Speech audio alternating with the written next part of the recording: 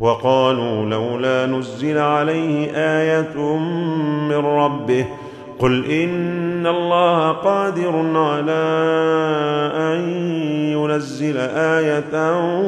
ولكن أكثرهم لا يعلمون وما من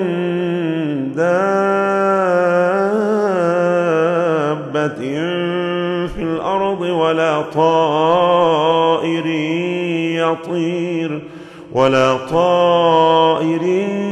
يطير بجناحيه إلا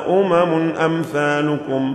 ما فرطنا في الكتاب من شيء ثم إلى ربهم يحشرون والذين كذبوا بآياتنا صم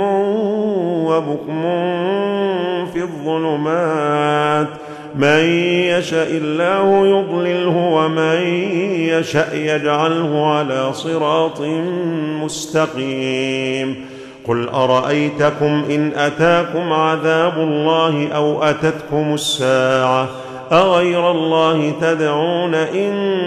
كنتم صادقين بل إياه تدعون فيكشف ما تدعون إليه إن شاء وتنسون ما تشركون